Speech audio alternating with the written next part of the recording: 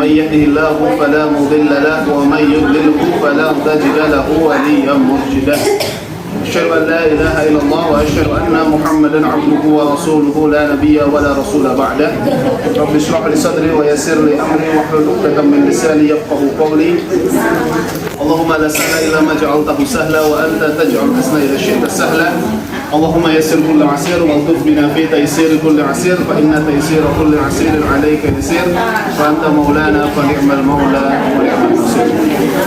Baik, Ibu Ustaz, alhamdulillah subhanahu wa ta'ala, alhamdulillah. Maaf sekali lagi saya terlambat.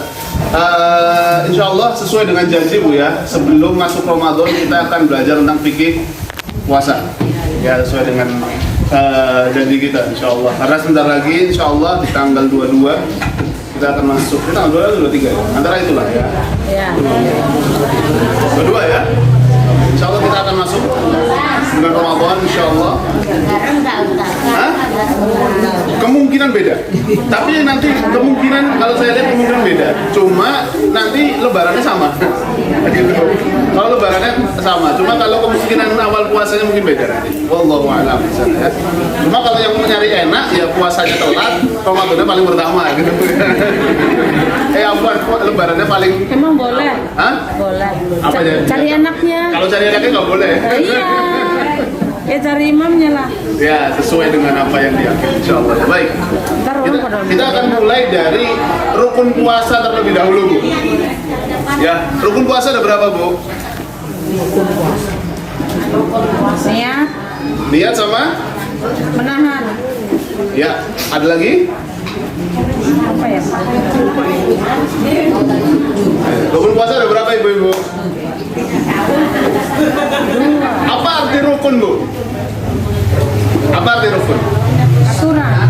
Nah, misalnya gini, rukun itu sesuatu yang dilakukan dalam ibadah. Rukun itu sesuatu yang dilakukan dalam ibadah dan menentukan sah atau tidaknya ibadah tadi. Misal, contoh, saya waktu sholat baca Al-Fatihah. Al-Fatihah itu di dalam ibadah atau di luar ibadah? Dalam ibadah ya, dalam sholat ya. Nah, kalau misalkan saya nggak baca Al-Fatihah, sah atau nggak sholat saya? Sah. Nah, berarti Al-Fatihah itu atau membaca Al-Fatihah termasuk rukun sholat gitu, ya. Jadi rukun itu sesuatu yang di dalam ibadah dan menentukan sah atau tidaknya. Tapi kalau yang di luar ibadah itu disebut dengan syarat. Jadi ada syarat, ada rukun. Kalau rukun di dalam ibadah, kalau syarat itu di luar ibadah. Contoh, misal, kalau rukun tadi contohnya adalah membaca Al-Fatihah. Misalkan bersuci, Bu, atau wudhu. Wudhu itu di dalam sholat atau di luar sholat? Luar. Saya dengar di dalam sholat, gimana dalam sholat? Di luar sholat ya, jadi nggak mungkin waktu kita sholat terus tiba-tiba kalau mandi wudhu nggak boleh ya. Jadi di luar sholat, sebelum melakukan sholat kita wudhu dulu. Nah, kalau sholat nggak pakai wudhu, sah atau enggak? Sah, berarti wudhu itu termasuk syarat sholat. Ya. Nah, sekarang kita belajar tentang rukun puasa, khususnya puasa Ramadan. Nah, tadi sudah disebutkan dua, ya. Dan memang rukun puasa itu ada dua. Ya, rukun puasa itu ada dua. Yang pertama tadi niat, dan yang kedua disebut sebagai imsak. Imsak itu maksudnya adalah menahan. Bukan imsak di waktu itu ya, sebelum subuh, bukan. Jadi arti kata imsak itu adalah menahan. Ya. Maksudnya menahan apa? Menahan lapar, menahan haus, menahan nafsu, menahan apapun semuanya ditahan. Ya, kecuali ibadah itu nggak boleh ditahan, harus dikeluarkan semuanya ya. Nah, namun ibu-ibu, berkaitan dengan niat puasa, puasa wajib sama puasa sunnah itu punya tata cara niat yang berbeda. Nah, kalau puasa wajib itu ada yang disebut sebagai tabyid. Apa itu tabyid? Tabyid itu adalah niat puasanya itu mulai dari malam harinya. Itu yang disebut sebagai tabyid. Dalam hadis riwayat Anas disebutkan, man lam yubayyitus siyam qabla al-fajr fala siyamalah. Barang siapa yang tidak mentabyid niatnya sebelum fajar, maka puasanya tidak sah. Maksudnya gini, Kalau misalkan kita ya puasa Ramadan ya, besok kita puasa. Mulai niat puasanya kapan? Mulai niat puasanya itu adalah ketika malam hari. Malam hari sampai sebelum fajar. Jadi misalkan kalau pernah dengar tuh, biasanya orang habis sholat raweh kan biasanya ada nawaitu sauma ghadin an ada'i fardhi syahri Ramadan kayak gitu kan ya. Nah, itu kan artinya maksudnya niat di situ. Nah, jadi niat puasa Ramadan itu mulai dari malam hari. Mulai dari setelah sholat Isya ya, artinya setelah sholat raweh gitu sampai sebelum fajar atau sebelum subuh. Jadi memang harus diniatkan besok saya puasa. Berbeda sama puasa sunnah. Kalau puasa sunnah itu nggak perlu niat dari malam hari. Misalkan contoh kita di hari biasa nih, di hari biasa kita tidur kebablasan subuhnya, subuh jam 5:30. Kita sholat subuh jam 5:30, lalu ketiduran lagi. Bangun jam 10. Bangun jam 10 belum sarapan. Ah, puasa aja deh. Nah, gitu. Pernah gitu ya? Atau nggak pernah sama sekali? Diniatin. Ya udahlah saya puasa aja deh, karena kebablasan bangunnya sampai jam 10 gitu. Itu boleh atau nggak niat puasa sunnah? Boleh. Hadisnya apa? Hadis Nabi Muhammad SAW ketika Rasul datang kepada Aisyah, Rasul nanya sama Aisyah, wahai Aisyah, ada nggak makanan hari ini? Ya. Kata Aisyah, ya Rasulullah, hari ini kita nggak memiliki persediaan makanan. Jadi Rasulullah pun juga pernah nggak makan, Bu. Ya, Rasulullah pun juga pernah dalam kondisi ekonominya itu sangat lemah sekali. Nah, saat Aisyah menjawab, ya Rasulullah, kami nggak memiliki persediaan makanan. Apa kata Rasulullah? Kalau gitu hari ini aku berpuasa. Nah, dari hadis ini bisa ditentukan bahwa untuk puasa sunnah itu niatnya nggak selalu harus dari malam hari. Tapi boleh niatnya itu ketika di pagi hari, ya, ketika malamnya belum ada niatan puasa, tapi karena pagi hari terlanjur nggak sarapan dan belum minum apa-apa, ya sudah saya niatkan untuk puasa. Untuk niat puasa sunnah. Tapi kalau khusus puasa Ramadan itu nggak bisa. Ya, misalnya nggak niat sama sekali nih, terus tiba-tiba kebablasan udahlah aku puasa aja Ramadan di situ nggak boleh. Ramadan itu harus dimulai dari malam hari. Baik, itu yang pertama. Maksudnya gini, niat itu ada turunannya, Bu. Yang pertama tabyid. Jadi gini, rukun puasa itu ada dua, niat sama imsak. Dalam niat itu ada turunannya lagi. Yang pertama harus tabyid, niatnya harus di malam hari. Satu. Yang kedua, niatnya harus ta'yin. Apa niat ta'yin? Niat ta'yin itu adalah niat kalau besok itu puasa Ramadan. Ya. Jadi jangan misalkan orang ya udah masuk bulan Ramadan, besok niatnya puasa sunnah misalkan. Nah, itu nggak boleh. Niatnya puasa sunnah itu nggak boleh. Jadi harus betul-betul ditentukan bahwa besok saya puasa Ramadan. Makanya kenapa kalau kita dengar masjid-masjid itu nawaitu shauma ghadin an ada'i fardhi syahri Ramadan, ya kan? Aku niat untuk puasa Ramadan di situ. Jadi diidentikan, oh maksudnya besok saya puasa Ramadan, bukan puasa yang lain, entah puasa sunnah atau puasa yang lain-lain.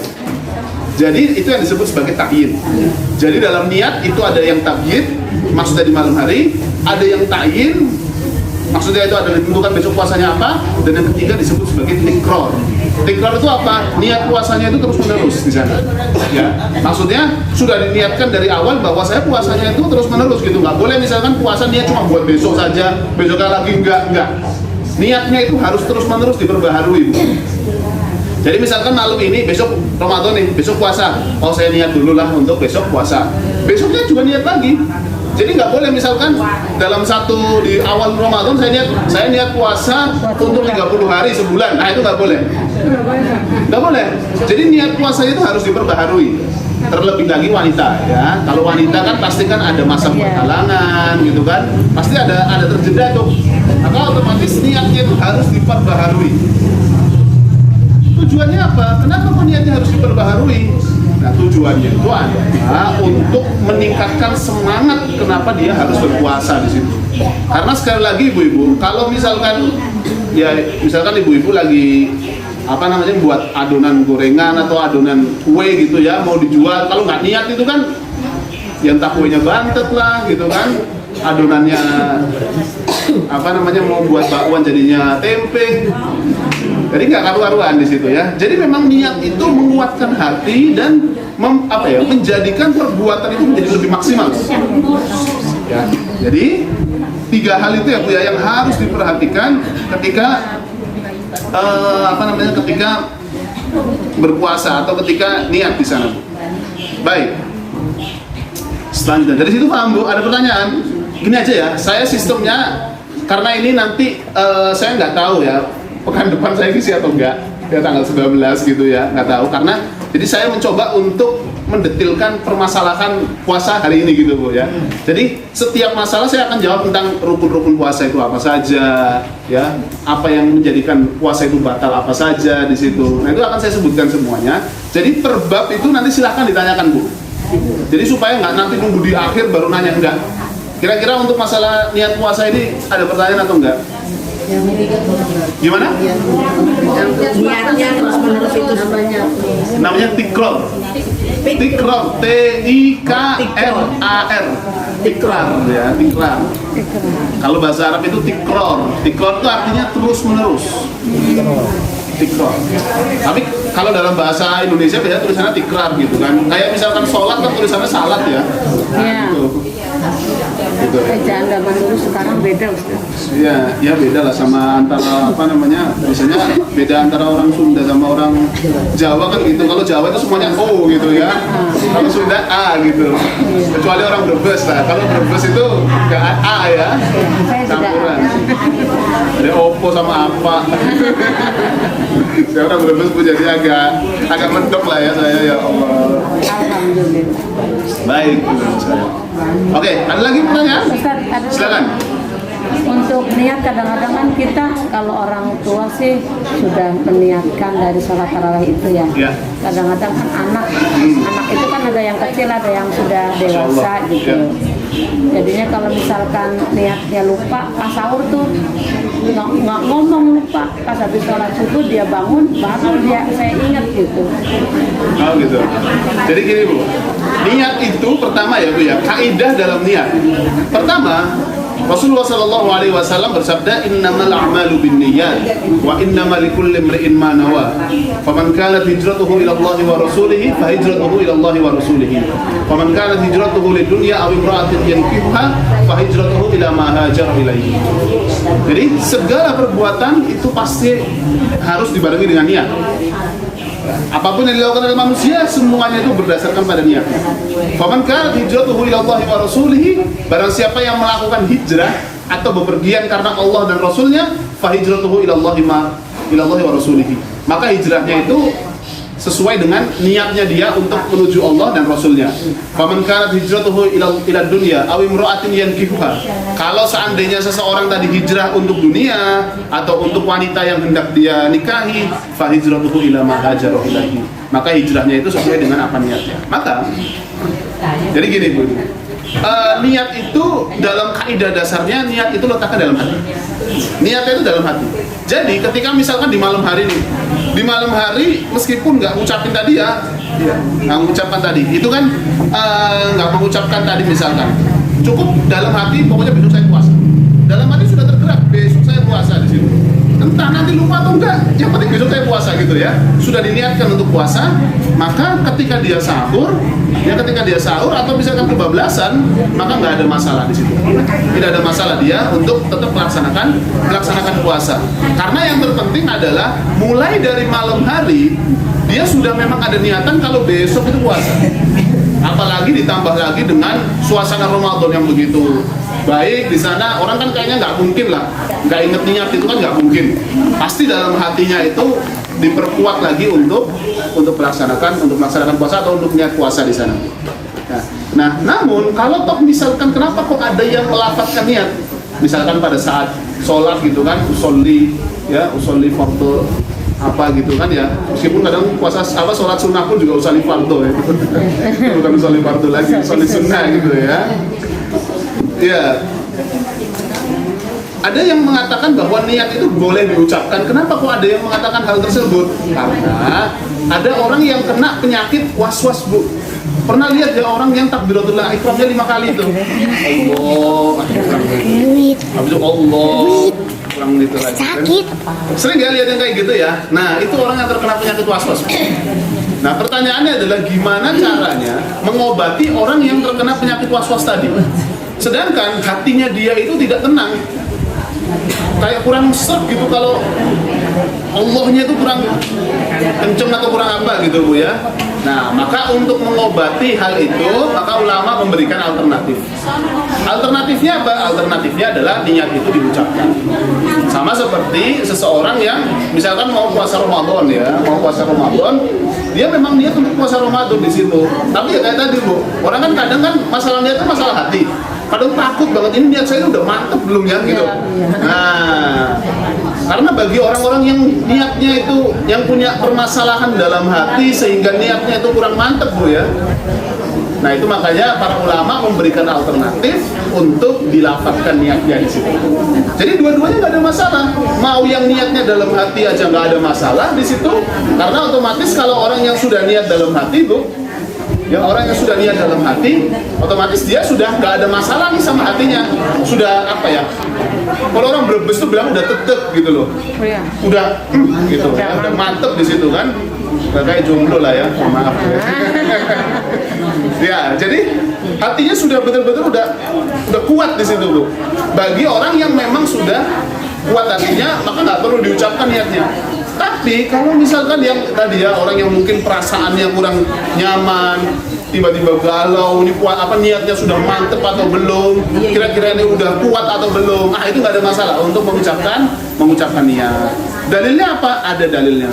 Ada dalilnya. Para ulama itu ketika ingin mengkiaskan, kan gini, dalam ibadah Bu ya, itu kan pasti harus ada dalilnya Bu. Nah, mungkin banyak orang yang nanya, Ustadz, mana dalil orang boleh mengucapkan niat? Kan Rasulullah nggak pernah juga mengucapkan niat ya pada saat puasa, pada saat sholat di situ. Nah, para ulama itu menggunakan kaidah yang disebut sebagai qiyas.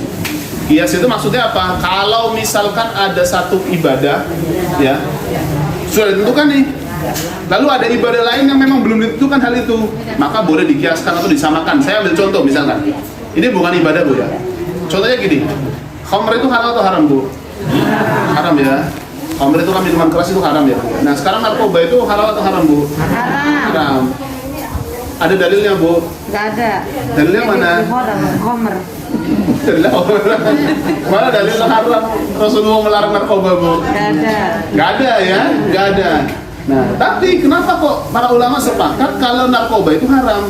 Karena ada sifat khamr yang masuk ke dalam narkoba.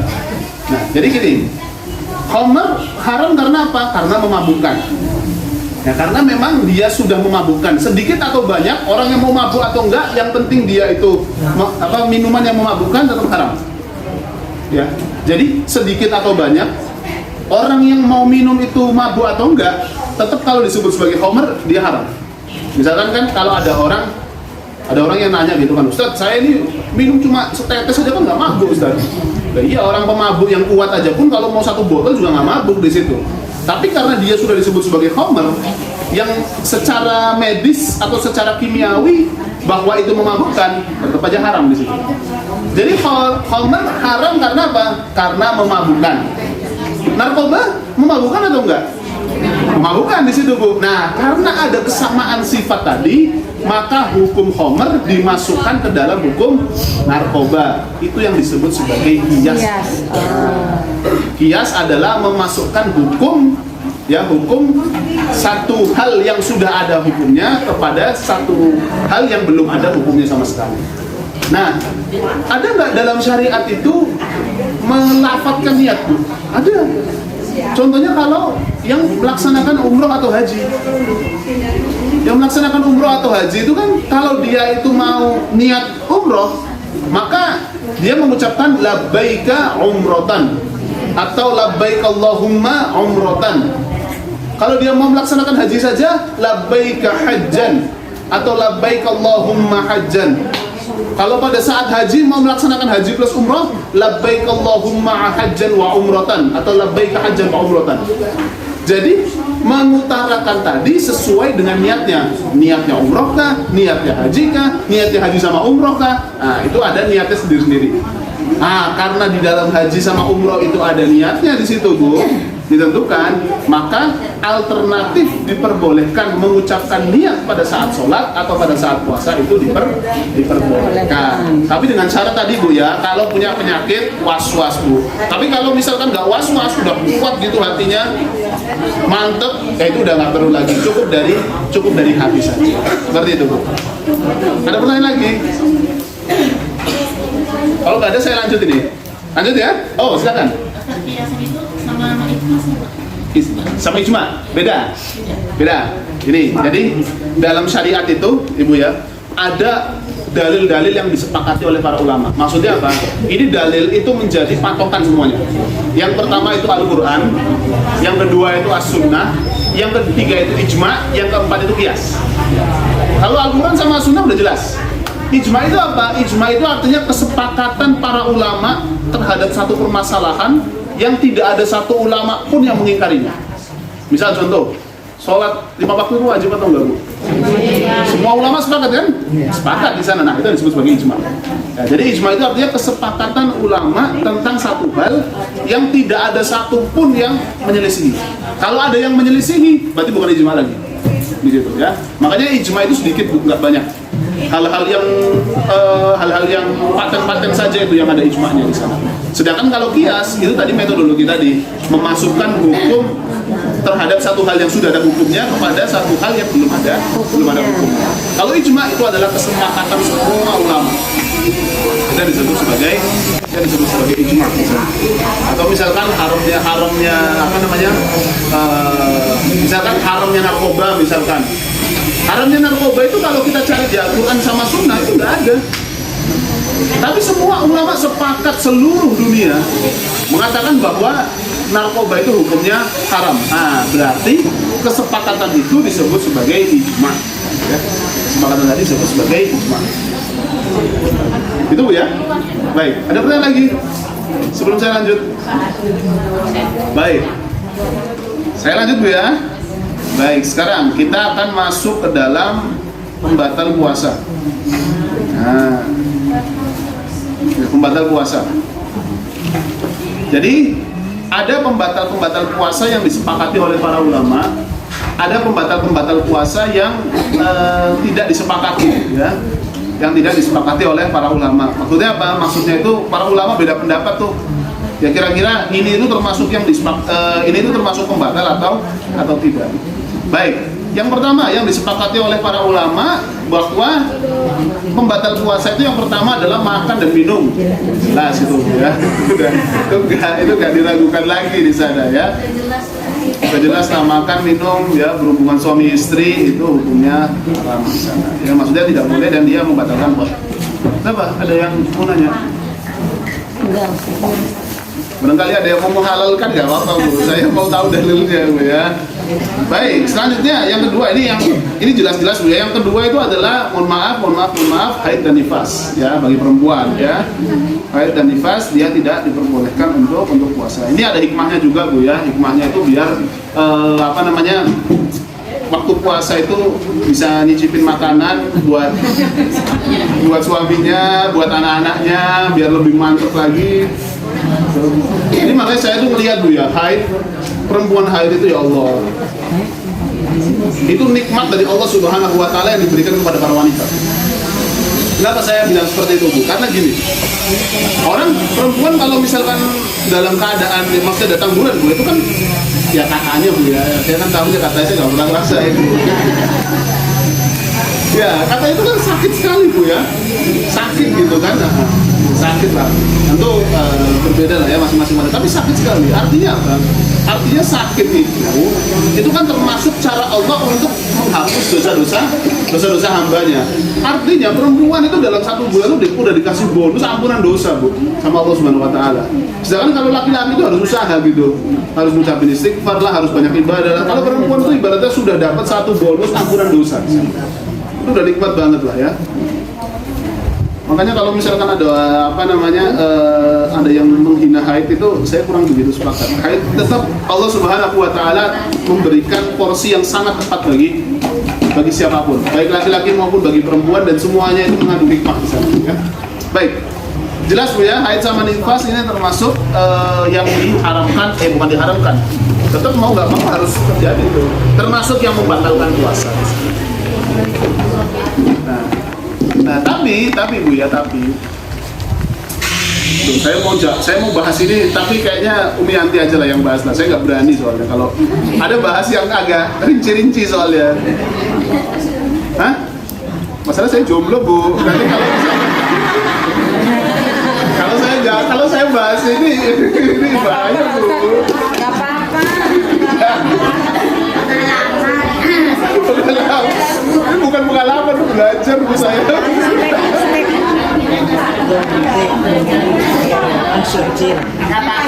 Astagfirullahaladzim. Jadi harus saya jelasin ini Bu. Kalau dulu nggak apa-apa. Percaya. Ya Allah ya. Misalkan Bapak punya insinyur. Amin insyaallah. Amin insyaallah. Amin insyaallah. Baik, sudah. Ya, jadi gini Bu. Tadi kan salah satu dari ya Bu ya. Salam, sehat. Baik. Oh, insyaallah. Puasa, makan, minum, sama berhubungan suami istri, dan yang selanjutnya adalah haid dan nifas ya Bu ya. Nah, ada turunan, misalkan saya pernah ditanya itu, dan itu Rasulullah SAW juga pernah ditanya, ya Rasulullah, gimana kalau nggak sampai berhubungan, mukaddimah dulu lah, gitulah ya. Ya gitu, ya paham ya Bu ya, saya nggak mau rincikan Bu. Ya kayak gitu, itu boleh atau enggak ya? Karena kan otomatis kalau misalkan melakukan hubungan suami istri itu kan jelas itu membatalkan puasa. Tapi kalau misalkan melakukan hal itu, apakah batal puasanya atau tidak di situ ya? Nah, oh tidak. Ya, jadi Rasulullah SAW pernah ditanya hal itu. Pernah Rasulullah. Terus habis itu Rasulullah SAW menjawab dengan kias dengan wudhu. Ya. Kata Rasulullah, kalau kamu berkumur-kumur, apakah berkumur-kumur itu membatalkan puasa kamu? Enggak kan? Intinya kan yang membatalkan itu kan minumnya. Tapi kalau misalkan kumur-kumur itu tidak membatalkan puasa. Sedangkan memasukkan air ke dalam mulut itu kan muqaddimah sebelum minum kan gitu. Iya, karena nggak mungkin masuk ke tenggorokan nggak lewat mulut Bu ya. Nah, maka otomatis sama seperti tadi. Kalau misalkan melaksanakan hubungan itu baru membatalkan puasa. Tapi kalau itu tidak membatalkan puasa itu Bu ya. Cuma memang beberapa ulama itu akhirnya memakruhkan Bu. Beberapa ulama itu memakruhkan, tujuannya apa? Tujuannya ya tadi biasanya kebablasan lah atau itu memancing agar melaksanakan hal-hal tersebut di sana. Makanya kenapa hukumnya makruh di situ. Jadi tidak batal. Kalau sampai batal tidak. Jadi bedakan Bu ya, antara hukum halal, haram atau ya wajib, sunnah, mubah, makruh sama itu bedakan dengan batal atau tidaknya. Itu beda Bu ya. Jadi ada kadang sesuatu yang halal tapi makruh. Halal dalam arti dia itu tidak batal. Halal tapi tidak makruh tapi tidak batal. Itu bedakan Bu ya. Jadi jangan sampai bilang, "Wah, ini makruh, kalau kayak gitu batal dong." Enggak. Ya, sama seperti tadi. Itu hukumnya makruh. Dia hukumnya makruh karena kehati-hatian tadi, tapi apakah batal atau enggak? Enggak batal di sana. Ya, enggak batal di sana. Jadi harus dibedakan sah atau tidak dengan halal atau haram. Nah, itu bedakan. Itu dua hal yang berbeda. Baik, di situ Bu ya. Ya, alhamdulillah masih aman lah. Baik, saya lanjutkan. Selanjutnya ini yang membatalkan itu adalah muntah dengan sengaja Bu. Muntah dengan sengaja maksudnya apa? Disogok itu kan. Nah, disogok itu membatalkan di sana ya. Karena sekali lagi otomatis satu bisa jadi karena muntahnya, terus yang kedua memang karena memasukkan sesuatu ke dalam mulut. Yang bisa jadi ada zat atau ada sesuatu yang dalam tangan kita atau dalam anggota badan kita yang masuk ke dalam yang masuk ke dalam tenggorokan di sana, Bu ya. Jadi otomatis yang salah satu yang membatalkan puasa itu adalah tadi muntah secara sengaja. Tapi kalau misalkan muntahnya nggak sengaja nggak apa-apa, Bu ya. Misalkan contoh lagi safar gitu, naik mobil atau naik bis, terus tiba-tiba bau mobil atau bau bensin langsung muntah di sana. Ya, bau orang. Ada yang tidur terus habis itu bau naga, Bu ya. Bau naga. Baik, dalilnya apa? Nah, ini dalilnya manzara fai'un wa huwa shaimun falaisa alaihi qada'un wa in istaqa'a falyaqdi. Nah, siapa yang muntah tidak sengaja dan dia sedang berpuasa, maka tidak perlu dia qada. Meskipun ini ada masalah dalam lafaz ini ya. Tapi yang jelas barang siapa yang sengaja muntah, maka dia harus mengqada. Maksudnya apa? Dia batal puasanya di sana. Ya. Jadi orang yang memang sengaja memaksakan diri untuk muntah, itu memang puasanya batal karena ada sesuatu yang dia masukkan ke dalam tenggorokan dia, atau bisa jadi tadi ya ada muntahan yang masuk gitu, ya masuk ke dalam tenggorokan secara tidak disengaja di situ. Makanya dia termasuk batal. Baik, ada satu pembatal lagi, meskipun pembatal ini bagi saya kita kesampingkan ya, Bu ya. Ulama itu biasanya, Bu, kalau mau ngasih hukum, Bu, itu detailnya luar biasa. Ini sampai disebutkan bahwa salah satu yang membatalkan puasa itu adalah gila sama murtad, coba. Ya maksudnya kalau orang murtad ya udah nggak wajib puasa memang gitu kan, atau orang yang tiba-tiba sudah menjadi gila memang nggak usah berpuasa di sana. Baik.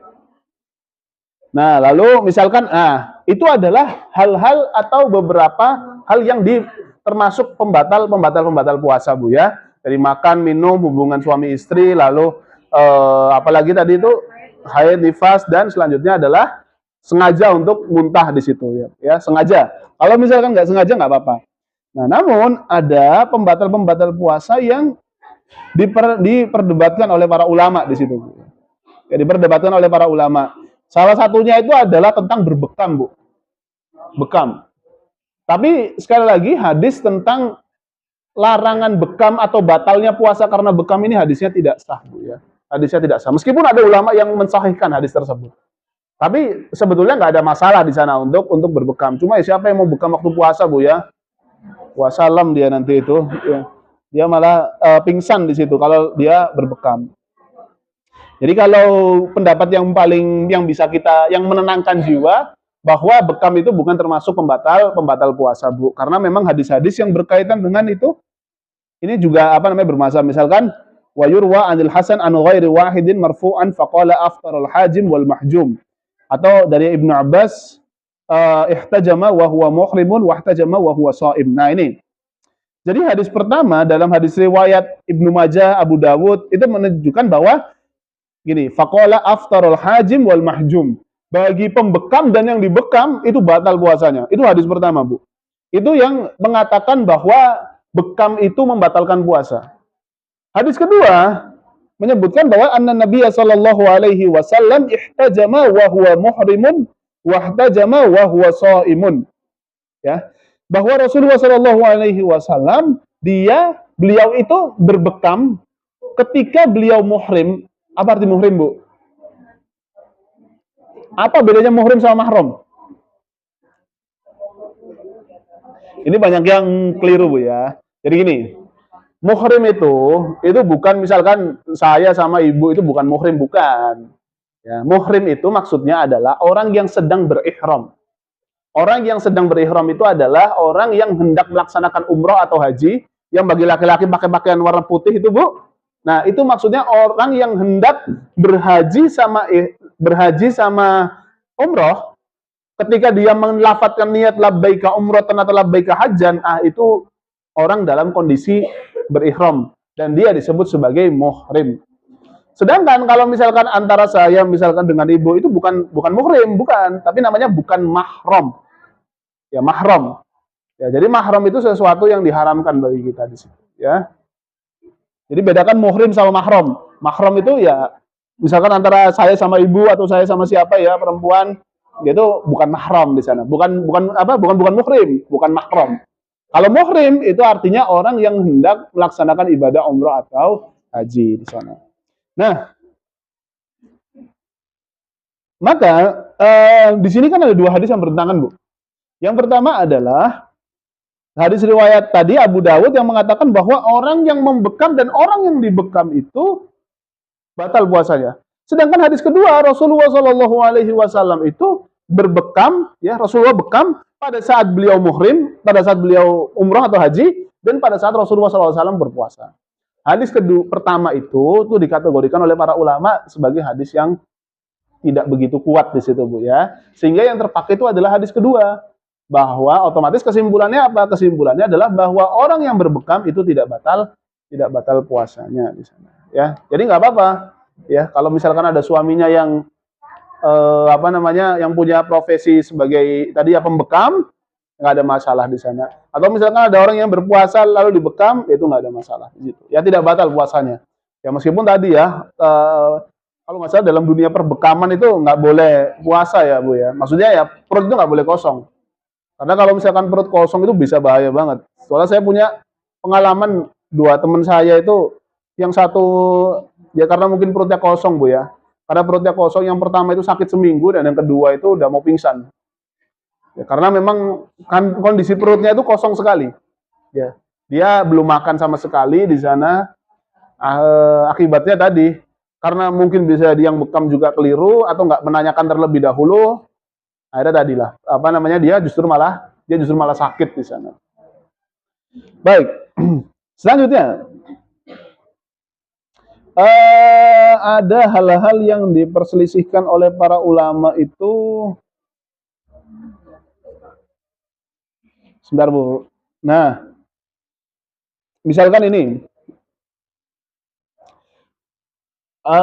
misalkan diperdebatkan itu adalah tentang seseorang yang misalkan sedang sakit, ya, dia kan pasti nanti kan diinfus. Infus itu kan ada dua, Bu. Ada yang untuk kesehatan dan ada yang untuk nutrisi, makanan. Nah, pertanyaan kalau untuk kesehatan semua ulama nggak apa, meskipun ada perbedaan pendapat, tapi untuk yang untuk yang pengobatan itu nggak ada masalah. Cuma yang menjadi perbedaan pendapat adalah kalau misalkan orang infus tapi untuk nutrisi, misalkan ya dia butuh tenaga atau gimana, nah, itu membatalkan puasa atau tidak? Ayo. Apanya nggak dimakan kan ya? Nggak dimakan, nggak lewat sini kan ya? Nggak lewat sini kan, tapi lewat sini gitu. Berarti syarat puasa itu lemes, Bu, ya?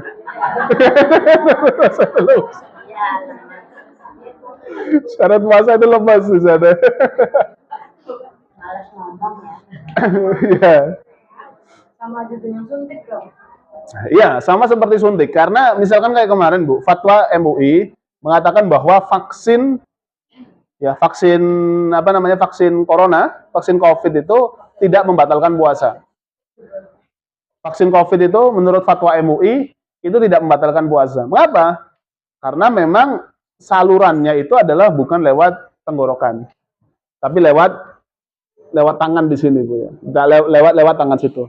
Nah, maka kalau ya, kalau misalkan saya pribadi, Bu, ya, kalau misalkan saya pribadi, khusus untuk infus yang nutrisi tadi, ya, meskipun itu perlu dicek lagi, Bu, ya, nutrisi di sana itu dalam arti dia dalam bentuk pengobatan atau memang dalam kondisi dia cuma butuh tenaga saja. Kalau misalkan dia butuh tenaga saja, dia sekedar butuh tenaga saja, saya akan mengatakan bahwa dia itu tetap harus melaksanakan puasa. Meskipun nanti di hari lain dia harus menggantinya. Karena sekali lagi bukan karena menentukan dia batal atau tidak itu tetap agak memang tidak batal di sana. Susah ya, karena memang pembatal puasa itu sekedar ada di tenggorokan. Jadi sesuatu yang memang masuk ke dalam tenggorokan itu memang membatalkan puasa. Cuma kalau melewati saluran ini, ya melalui saluran ini itu tidak bisa dikategorikan sebagai makan. Tidak bisa dikategorikan sebagai minum, atau tidak bisa dikategorikan sebagai mengkonsumsi sesuatu. Cuma yang menjadi masalah adalah tadi, tenaganya dia bertambah. Yang seharusnya puasa itu membuat dia itu lemas, ya, ini dia bertenaga di sana. Ya, dia bertenaga. Dan bertenaga itu dipacu pada saat dia berpuasa di sana. Jadi untuk kehati-hatian, dia tetap laksanakan puasa. Maksudnya dia jangan makan, jangan minum. Ya, jangan makan sama minum. Tapi nanti di hari lain diusahakan dia harus diganti di situ. Itu akan lebih menenangkan bagi dirinya dia, Bu ya. Tapi kalau misalkan untuk pengobatan, misalkan ya ada orang yang lagi sakit di opname ya, lalu dia masih pengen banget berpuasa, ada apa namanya, ada infus untuk pengobatan di situ, maka itu tidak membatalkan puasa di sana. Wallahu taala alam.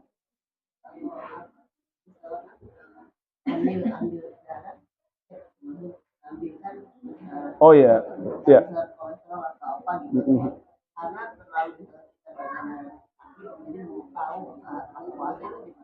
Oh, kalau misalkan mau cek darah gitu, Bu ya. Nah, kalau cek darah nggak ada masalah, Bu ya. Ya, nggak ada masalah. Apalagi kan kalau cek darah diambil ya darahnya ya. Iya, kalau diambil itu kan dikeluarin, bukan dimasukin, Bu ya.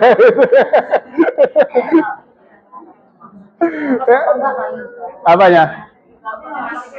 Ya, kalau misalkan lemes, ya pasti lemes, Bu ya. Makanya lemes atau nggak lemes itu bukan syarat sahnya puasa di situ, Bu ya. Lemes atau nggak lemes. Iya. Nggak ada kaitannya itu ya. Dia tuh mau puasa aja lemes atau enggak, itu nggak ada kaitannya sama sekali. Ya, gitu. Apanya? Diambil dulu darahnya. Nah itu, ya otomatis ya nggak boleh, Bu. Kalau misal makannya ya nggak boleh gitu kan. Kalau donornya nggak apa-apa. Terus itu lagi, Bu, misalkan ada permasalahan yang sering kali nih. Ini keseharian banget, Bu. Misalkan ya, mohon maaf, ada laki-laki yang melakukan pekerjaan berat, Bu. Entah itu tukang lah, entah itu kuli lah, gitu kan ya. Lagi puasa. Terus tiba-tiba dia lemes gitu kan. Ya wajar lah, pekerjaan keras gitu kan mengharuskan dia itu suntik. Pekerjaan keras itu mengharuskan dia itu untuk energinya lebih banyak gitu, Bu ya. Energinya lebih banyak yang dia keluarkan, sedangkan asupan dia pada saat berpuasa itu minim sekali. Nah, pertanyaannya adalah, kalau misalkan bagi para kuli tadi atau bagi para pekerja-pekerja keras tadi, apakah dia itu, kalau misalkan udah nggak kuat nih ya, dia puasa atau enggak?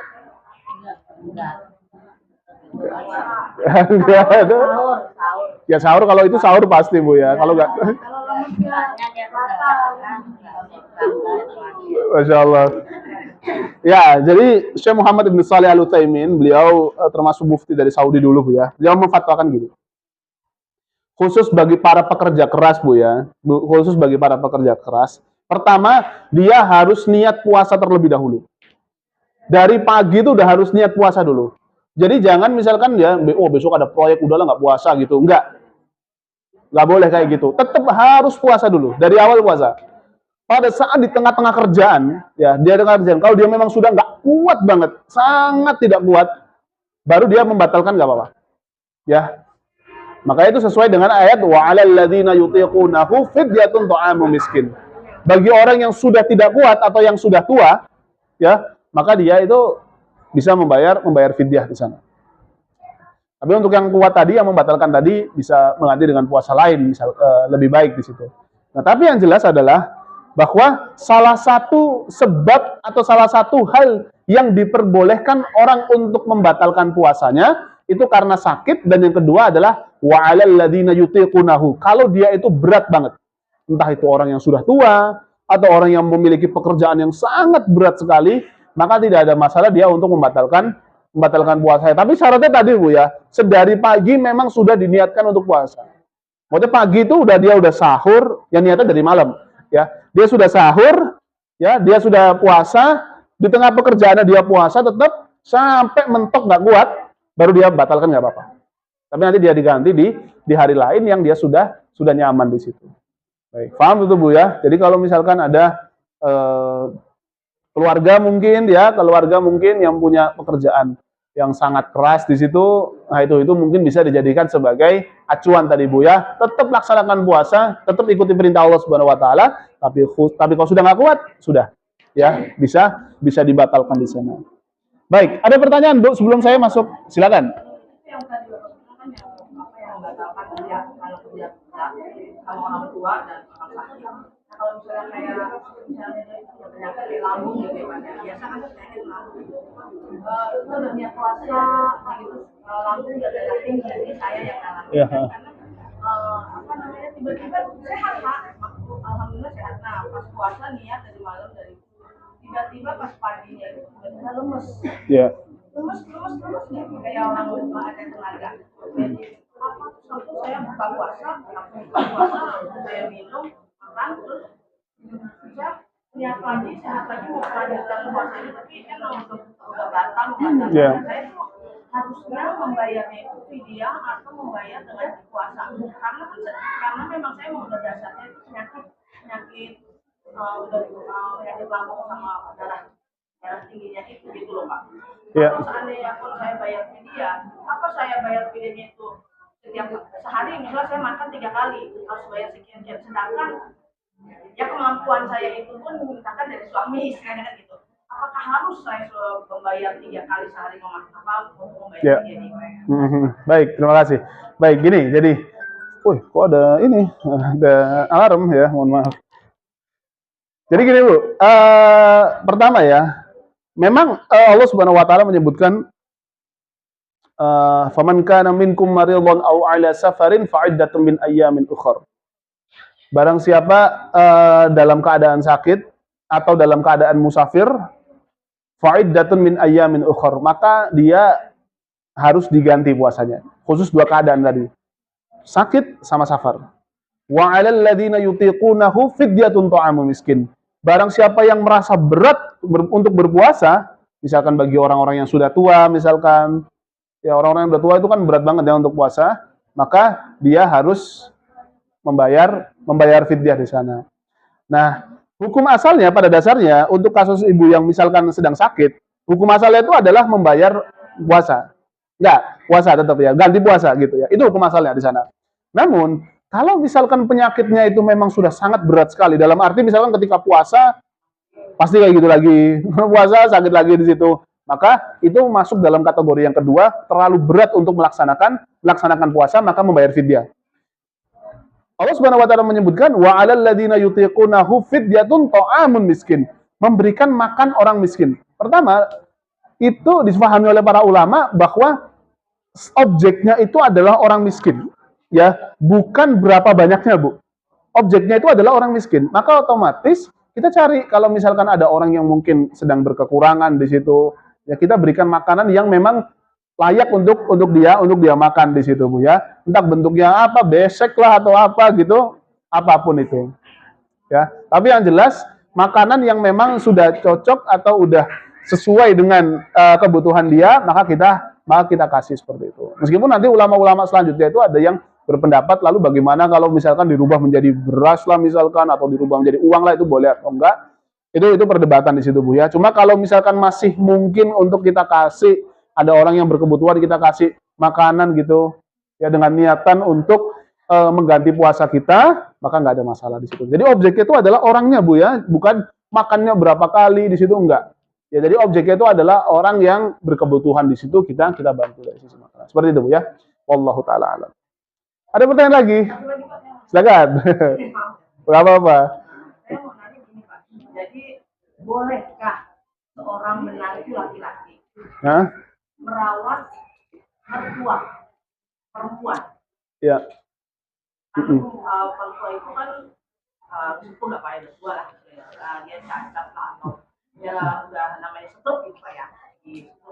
Nah, kita punya keluarga, nah saya itu bukannya nggak bisa ngurus anak ibu saya, tapi kan saya usaha juga, suami saya bantu, jadi berbagi pekerjaan gitu. Nah suami saya mengurus ibu saya dan memandikan ibu saya yang istilahnya mertuanya. Apakah boleh dalam hukum Islam seorang menantu memandikan mertuanya?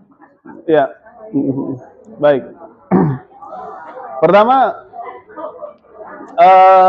Pertama ya, itu termasuk sebenarnya gini Bu ya, menyentuh atau berinteraksi secara intens, ibaratnya sebagai seorang ibu ya, maksudnya mertua itu sebagai seorang ibu, itu nggak ada masalah sebetulnya Bu ya. Baik itu sifatnya itu memandikan atau apapun, misalkan merawat dalam arti betul-betul ketika sudah masa tuanya, atau kalau misalkan memandikan maka tidak ada masalah di sana Bu ya. Cuma memang para ulama itu memberikan batasan Bu, memberikan batasan misalkan kalau pada saat memandikan itu karena otomatis ada apa namanya ada bagian-bagian yang cukup sensitif di situ kan ya. Nah kalau itu khusus untuk perempuan saja di sana ya, khusus untuk yang sensitif saja Bu ya. Tapi kalau misalkan untuk yang hal yang biasa saja, untuk yang biasa dilihat itu nggak ada masalah. Makanya aurat itu kan dibagi menjadi dua. Ada aurat yang besar, ada aurat yang kecil di situ ya. Aurat yang sifatnya itu mughalladhah, ada yang aurat itu yang sifatnya mukhaffafah, yang ringan di sana.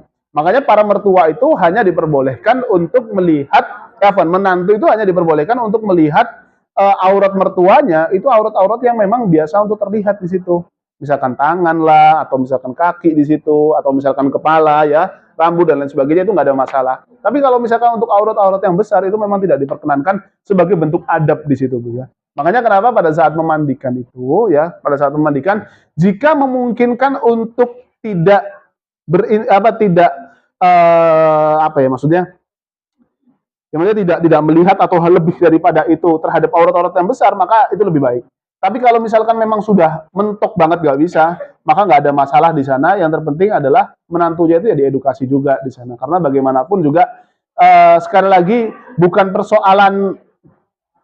persoalan gimana ya melihat hal tersebut, tapi persoalan naluri sebagai seorang laki-laki memang tidak pantas gitu ya untuk melihat hal-hal yang seperti itu gitu Bu ya. Jadi kalau misalkan memang sudah mentok banget baru nggak apa-apa. Tapi kalau misalkan masih bisa disiasati maka itu akan lebih baik Bu.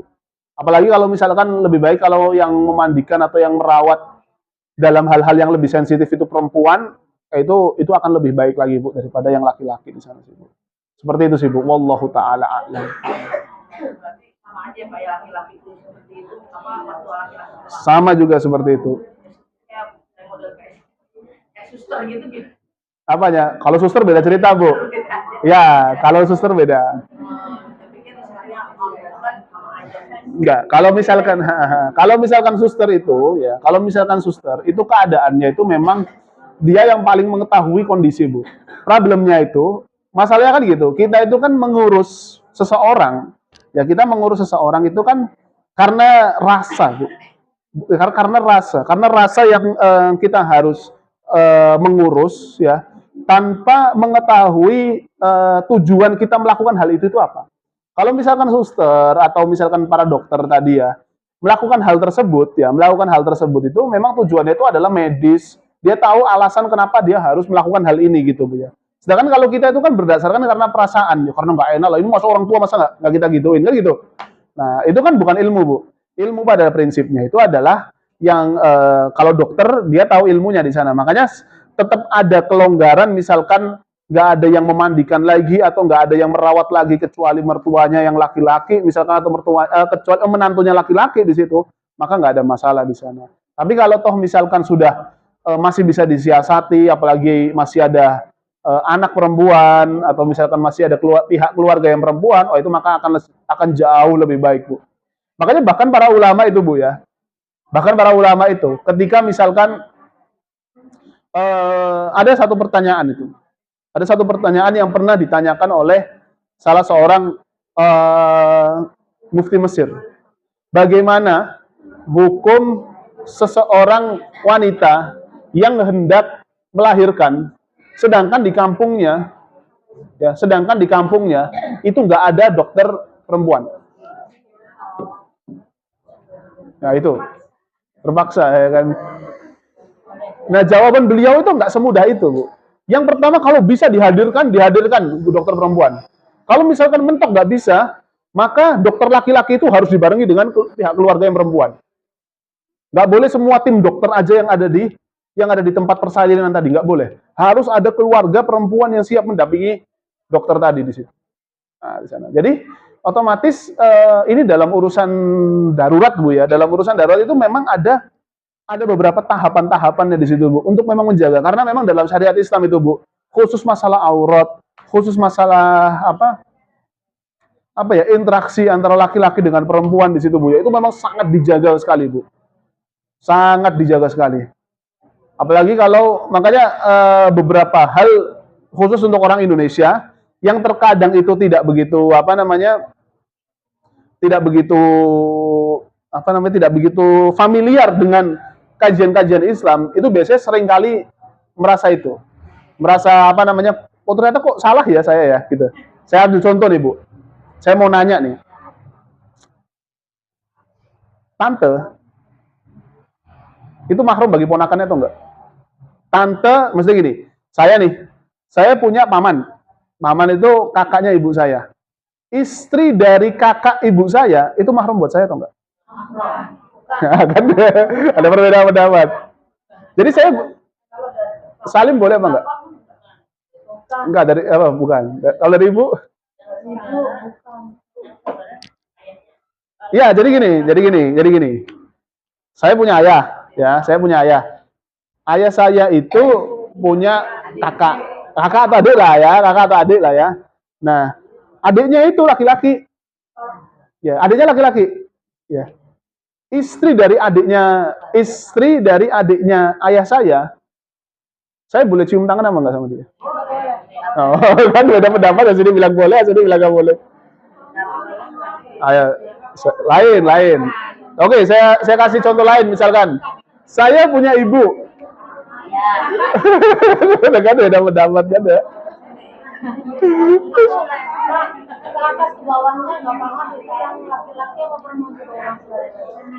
Ini ya, sama semuanya Bu, ya semuanya sama. Saya kasih contoh bapak sama ibu ya. Bapak saya itu punya kakak, punya adik. Kakak dan adiknya itu laki-laki, nikah sama perempuan. Nah, istri dari kakak dan adiknya bapak saya itu saya boleh cium tangan atau enggak? Satu. Oke, satu. Berarti kan saya ponakannya beliau kan ya? Sekarang saya yang perempuan. Jelas ya?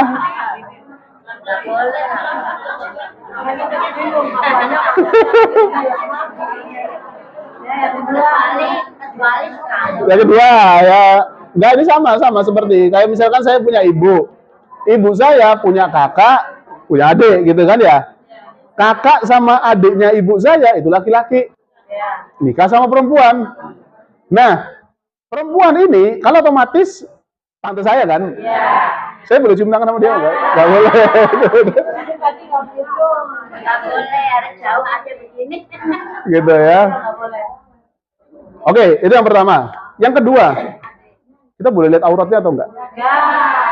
Salaman aja nggak boleh. Hah? Salaman aja nggak boleh.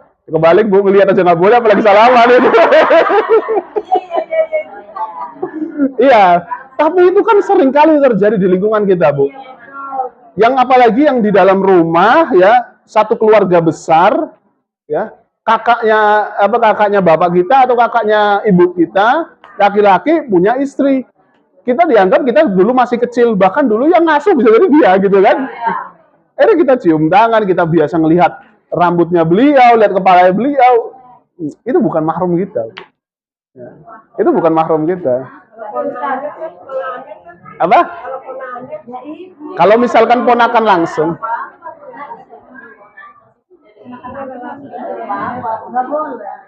Nah itu, bingung kan ya. Tapi kebalikannya, tapi kalau misalkan gini boleh nggak Bu? Misalkan kakak atau adiknya ibu saya perempuan, itu saya boleh cium tangan sama dia, boleh ya? Boleh, karena itu kakak atau adik ibu saya.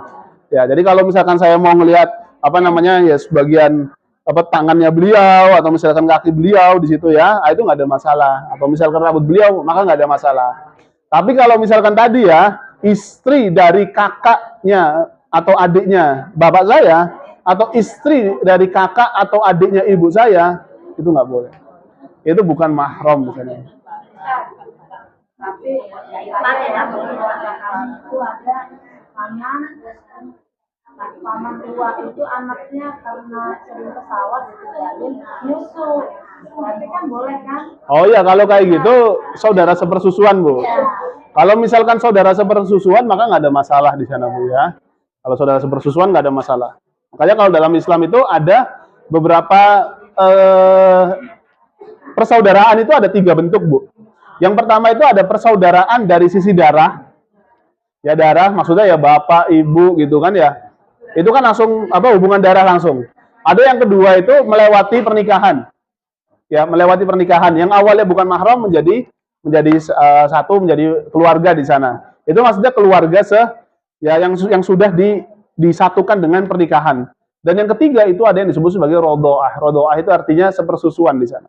Jadi misalkan dia bukan siapa-siapa ya, atau misalkan masih ponakan ya, tapi bukan mahram bagi dia. Terus tapi dulu masa kecilnya disusui di sana ya sebanyak 5 kali persusuan. Ya 5 kali persusuan, maka otomatis dia sudah menjadi anak sepersusuan dia.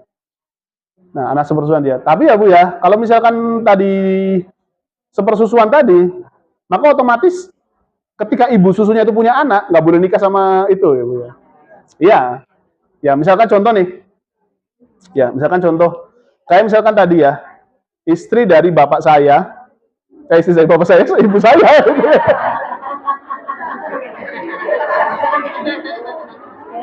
Astagfirullahaladzim, ya Allah. Astagfirullahaladzim. Itu ibu saya, ya Allah. Ya, jadi istri kakaknya bapak saya gitu ya. Jadi bapak saya punya bapak saya punya istri gitu ya. Ya tante saya lah ya. Itu ya bude gitu ya, bude.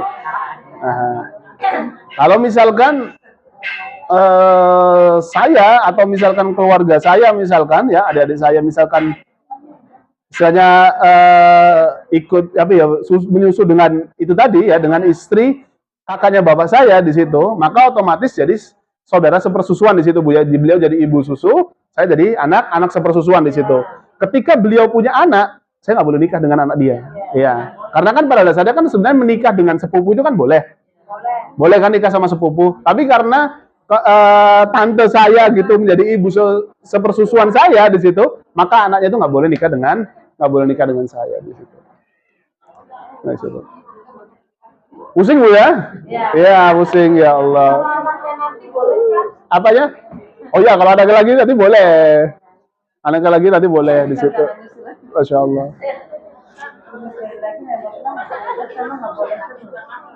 Apanya? Bukan dia. Kalau sepupu berarti bukan mahram di sana. Jadi boleh menikah antar sepupu itu boleh di sana. Cuma memang secara medis itu katanya menikah semakin dekat itu biasanya secara medis itu kurang begitu sehat Bu. Katanya ya, wallahu alam. Meskipun ya keluarga saya apalagi orang Arab Bu ya. Orang Arab itu nikahnya itu sepupu aja. Iya, jadi muter aja di situ aja di situ. Keluarganya siapa itu? Oh iya. Ya Allah, ya Rabbi. Baik Bu, ada pertanyaan Bu? Silakan.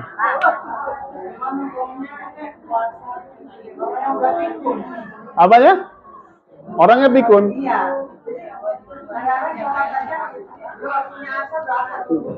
Oh gitu ya. Pikunnya gimana nih? Maksudnya pikun pada saat puasa terus tiba-tiba lupa? Enggak, maksudnya pikunnya itu gimana Bu? Kasusnya gimana kasusnya misalkan?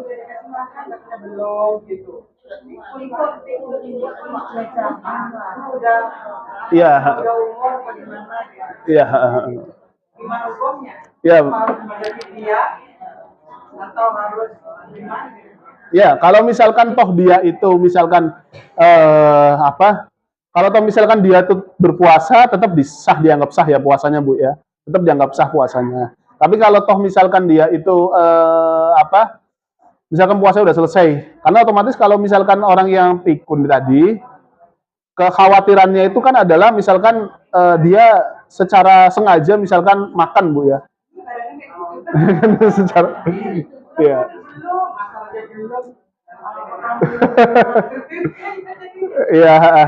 Ya kalau kayak gitu berarti cukup bayar fidyah.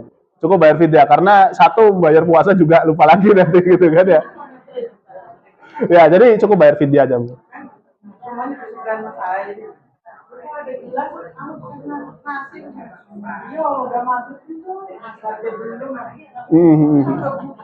Masya Allah. Iya Bu, jadi cukup bayar fidyah saja ya. Jadi cukup bayar fidyah karena memang fidyah itu memang menjadi alternatif yang tidak bisa ketika kita tidak mampu untuk membayarnya di situ ya. Ya karena kita tidak mampu membayar puasa dalam arti mengganti ke puasa lain, Nah itu maka alternatifnya itu adalah fidyah. Termasuk yang paling sering kali terjadi tuh Bu, terutama ibu-ibu ya. Saya tuh pernah ditanya, saya pernah nyampaikan pertanyaan ini ke ibu-ibu. Saya tuh pernah isi di BSD Bu. Ada ibu-ibu nanya, Ustadz, saya ini Ustadz, setiap tahun tuh ngelahirin Ustadz. Gitu kan ya. Iya, satu sisi saya hamil terus, menyusui terus. Saya mau puasa mau ganti, udah hamil lagi gitu. Emang anaknya banyak beliau. Ya memang anaknya banyak, Masya Allah. Tapi tadi, jadi kebingungan di situ kan ya. Beliau itu mau puasa, tapi udah hamil lagi. Terus tiba-tiba udah udah menyusui lagi. Jadi kesempatan dia untuk membayar puasa itu nggak ada. Kalau itu berjalan terus sampai dia di masa tuanya, itu nanti jadi gimana Bu? Iya, membayar fidyah. Ya, termasuk yang berat ya, karena para ulama itu memang berbeda pendapat Bu, mengkategorikan wanita hamil itu sebagai orang yang sakit atau sebagai orang yang berat melaksanakan puasa. Karena kalau misalkan dia kategori orang sakit, ya nggak sakit di situ kan ya. Ya sakit mungkin adalah sakit di situ kan ya. Tapi makanya dia masuk dalam kategori kedua, yaitu termasuk sosok atau orang yang sangat berat melaksanakan berpuasa. Karena orang yang sedang hamil pun juga bisa kan berpuasa Bu ya. Bisa nggak tahu Bu ya? Bisa ya? Bisa ya, boleh. Di sana. Makanya kalau misalkan dia tidak mampu untuk melaksanakan puasa, maka dia cukup dengan membayar fidyah di sana. Wallahu ta'ala. Baik, ada pertanyaan lagi Ibu, silakan. Sebentar Bu ya, ini dulu Bu ya, nanti ke Ibu. Kesiangan Pak jauh nih, namanya kecapean banget keluarga ya. Tiba-tiba kan ada roti satu, mau dibagi per 3 nih. Tiba-tiba udah mau aja, udah deket, tiba-tiba udah aja, udah lagi nyuel roti nih per 3 mau dimakan, udah aja ini masih boleh makan apa enggak, apa boleh minum aja atau bagaimana? Iya. Itu di situ Ya, yang kesiangan banget, kesiangan. ya, ya, ya Bu. Jadi jawabannya sabar Bu. Nah, untung ada roti satu ini bagi-bagi aja. Iya Bu.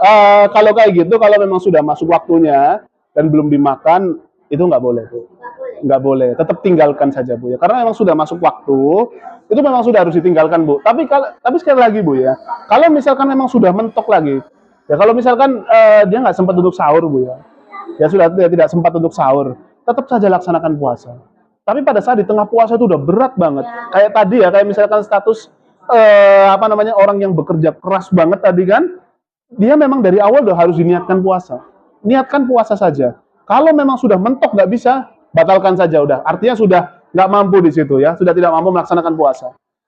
Tapi kalau misalkan dia masih mampu, laksanakan di sana. Jadi kita boleh membatalkan puasa ketika memang sudah betul-betul memberatkan sekali bagi kita. Maksudnya memang sudah dalam kondisi fisik kita sakit gitu kan, atau fisik kita sudah memang tidak kuat sekali, bukan karena dibuat-buat Bu ya, maka batalkan saja, nggak ada masalah di situ.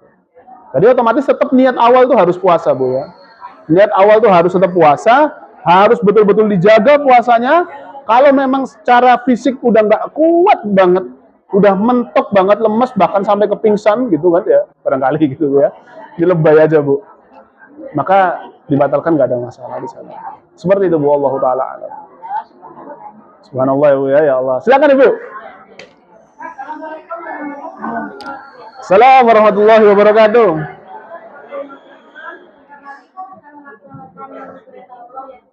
Insyaallah. Harus wajib meminta maaf sama tetangga atau saudara. Terus kalau memang itu benar, Baik. Pertama, meminta maaf itu tiap hari, Bu. Ya, meminta maaf itu tiap hari ya. Nggak ada waktunya kapan mau, sebelum puasa atau setelah puasa, waktu Idul Fitri atau Idul Adha. Itu memang bentuk tradisi saja, Bu ya. Tradisi. Tradisi itu baik atau enggak? Itu baik. Lakukan, laksanakan gitu ya. Sebagai bentuk tradisi. Ya, bukan termasuk bentuk syariat. Kalau bentuk syariat itu dilaksanakan itu tiap hari. Bahkan kapanpun kita punya salah, kita harus minta maaf. kapanpun kita punya salah, atau misalkan kita mungkin nggak punya salah apa-apa ya, terus tiba-tiba ibu-ibu saya minta maaf ya kalau saya ada salah, kalau toh saya nggak ada salah ya dimaafin juga lah ya gitu. Jadi meminta maaf itu mintanya kapanpun di sana ya. Cuma kan memang gini Bu, kenapa sampai ada tradisi gitu Bu ya? Karena kan memang ada orang yang jaim Bu ya. Jaim mau minta maaf gitu kan, wah ngapain ya minta maaf gitu kan ya? Apa wong sedia yang salah gitu kan. Tapi kan kalau misalkan semua orang itu pada minta maaf, pada maaf-maafan, apalagi jejer minta maaf kan nggak enak gitu kan. Masa udah salaman ini yang musuh kita gitu terus itu loncatin ke sini kan enggak gitu. Tetap bagaimanapun tetap ada interaksi di situ. Minimal kalau kita tidak bisa meminta maaf secara legowo, ini nggak apa-apa lah minta maaf secara terpaksa itu nggak apa-apa di situ. Ya. Ya memang nggak ikhlas memang Bu ya, memang nggak ikhlas lah. Coba ini bicara mendang-mending Bu. Ya jadi otomatis meminta maaf itu sampai kapanpun. Kapanpun. Bahkan dalam syariat Islam itu kan disebutkan bahwa ketika seseorang itu punya masalah antara orang lain, itu maksimal cuma 3 hari. Maksimal cuma 3 hari, nggak boleh lebih dari 3 hari. Siapa yang lebih baik di antara orang tadi yang pertama kali meminta maaf di sana? Baik orang yang salah maupun orang yang tidak salah. Siapa pertama yang meminta maaf, dia menjadi orang yang sangat baik. Jadi nggak boleh 3 hari itu, lebih dari 3 hari itu nggak boleh. Artinya apa? Artinya dalam syariat itu ditentukan bahwa minta maaf itu kapanpun Bu, kapanpun. Ya. Tapi kalau misalkan mau dilakukan di momen-momen misalkan sebelum Ramadan, setelah Ramadan, nah itu nggak ada masalah. Dalam bentuk tradisi saja. Ya, dalam bentuk tradisi saja. Seperti itu Bu ya, wallahu taala alam di sana. Ya untuk itu saya minta maaf ibu-ibu ya kalau ada kesalahan. Silakan ibu-ibu, ada pertanyaan lagi? Silakan. Silakan. 10 nggak mau Bu? Nggak bayar. Oke.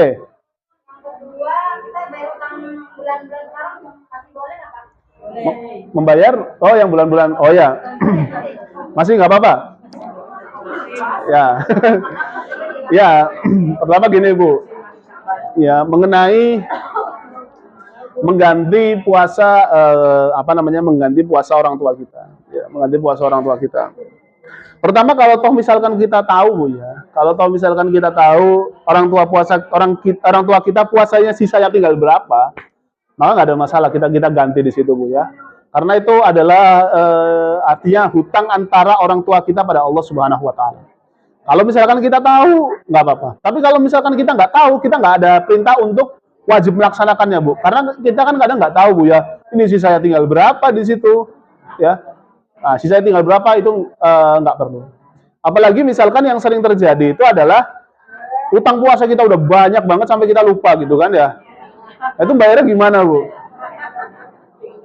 Atau misalkan bisa kita hitung nih puasa kita, misalkan kita dulu punya masa lalu yang cukup kelam Bu ya. Kita inget ini 5 tahun itu saya nggak puasa. Misalkan ya. Berarti ada berapa Bu? 150 hari puasa itu ya. Itu harus dikodok atau enggak Bu? 150-nya? Setahun puasa terus. Ya. Ya memang ulama berbeda pendapat di sana. Ada yang mengatakan semuanya harus bayar. Tapi kalau Syekhul Islam Ibnu Taimiyah itu mengatakan pertama cukup minta ampun sama Allah Subhanahu wa taala saja di situ. Karena itu termasuk hal yang cukup memberatkan bagi dirinya di sana. Tapi ala kulli hal, kalau saya pribadi lebih melihat ya, memang mayoritas ulama mengatakan itu harus dikodok semuanya. Kalau kita mampu untuk mengkodoknya, kodok saja. Tapi kalau misalkan kita nggak mampu, kita minta ampun sama Allah Subhanahu wa taala. Kalau memang sudah tidak mampu, mentok gitu ya. Tapi kalau mampu, kodok saja. Dengan niatan misalkan puasa Senin Kemis gitu ya, waktu Senin Kemis, tapi bukan niat Senin Kemis, tapi niat puasa kodok di situ. Itu lebih baik di situ Bu ya. Itu lebih baik. Baik. Itu yang pertama Bu ya. Jadi orang tua kita ya kita tetap bayar. Tapi kalau toh misalkan kita nggak tahu, kita tidak diperintah untuk mencari tahu. Satu. Terus yang kedua adalah berkenaan dengan yang bulan-bulan sebelumnya itu harus kita bayar atau enggak? Harus kita bayar. Tetap harus kita bayar. Tentang bulan-bulan sebelumnya Bu. Makanya sekalipun memang kalau kita lihat di media sosial gitu ya. Di media sosial itu seringkali ada yang mengatakan bahwa perintah untuk membayar puasa itu dibatasi cuma setahun saja gitu Bu ya. Batasi untuk cuma setahun saja ya. Padahal kalau kita lihat, ya terlepas itu perbedaan pendapat para ulama. Tapi kalau saya mengikuti pendapat yang menenangkan ada satu pendapat yang cukup menenangkan di situ Bu. Dalilnya adalah gini, bahwa asal daripada perintah la yaqtadil faur, bahwa asal perintah itu tidak mesti harus dilaksanakan langsung. Dalam arti waktunya itu luas. Perintah Allah itu luas. Kalau misalkan perintah Allah Subhanahu wa taala itu tidak diberikan batas, maka pada prinsipnya kita tidak bisa membatasi di situ. Wallahu taala alam. Saya belum pernah dengar hadis yang membatasi puasa itu harus bayar puasa itu harus dibatasi sampai di tahun tahun selanjutnya. Itu wallahu taala alam. Tapi saya tahu cara pandang para ulama, kenapa ulama itu memberikan batas setahun itu tadi. Dengan tujuan memang ya tadi untuk menguatkan hati seseorang agar dia itu tidak meremehkan soal utang puasa di situ, Bu. Karena kalau misalnya namanya orang hutang itu kan psikologi orang hutang ya, itu kan bayarnya moh-mohan. Ya kan? Ya nantilah gitu kan ya. Ada utang 100.000 misalkan. Ini kalau saya bayar sekarang nih gitu kan ya. Ini duit saya habis, mending saya nunggu 300.000 baru saya bayar gitu kan. Jadi memang psikologi orang hutang itu adalah menunda-nunda. Ya, menunda-nunda. Ya keburu mati, Bu. Masya Allah, luar biasa, Bu. Luar biasa.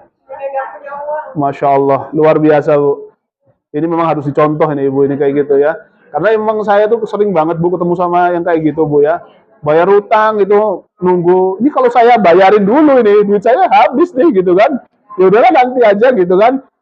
Nanti udah nambah, lupa sama utangnya gitu. Makanya ulama membatasi setahun itu tadi. Antara Ramadan dengan Ramadan yang lain harus diselesaikan puasanya. Tapi kalau toh misalkan sudah mentok nggak bisa, dalam arti tadi ya harus ditambah lagi, maka nggak ada masalah.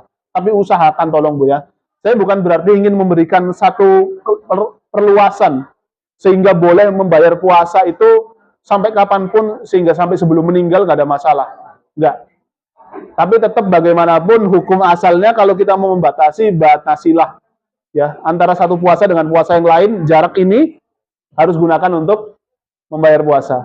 Baru kalau kita memang sudah maksimal banget nggak mampu untuk membayarnya, maka bayar di tahun-tahun selanjutnya itu akan lebih mengurangi beban kita. Seperti itu. Wallahu taala alam. Silakan Ibu-ibu, ada pertanyaan lagi?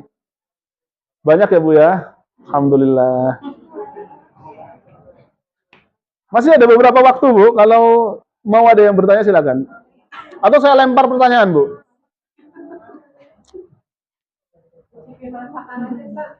Cicip masakan. Cicip masakan pada saat berpuasa.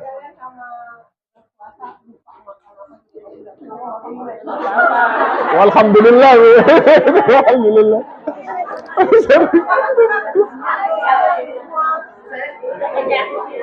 Kalau ibu astagfirullah, saya alhamdulillah.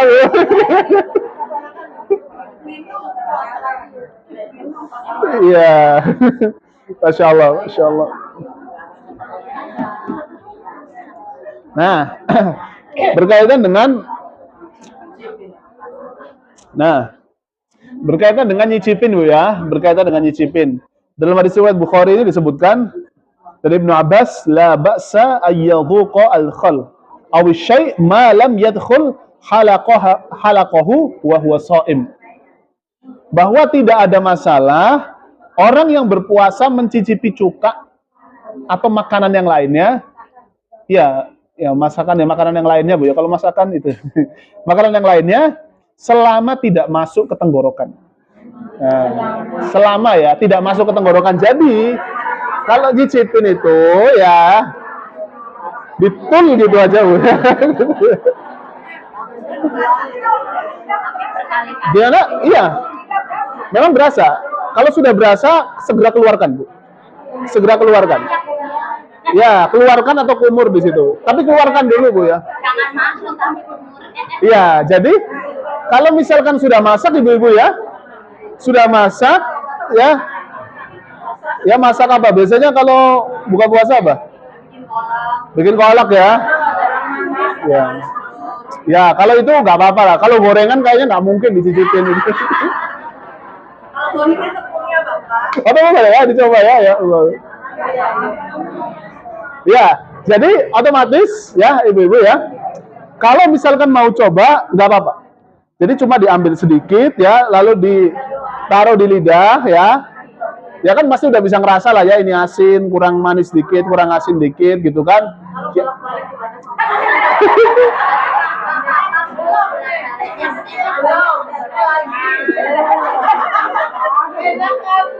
Gak apa-apa nyicipin barang yang kan cara sama orang. Aku pernah begitu kadang-kadang tapi nggak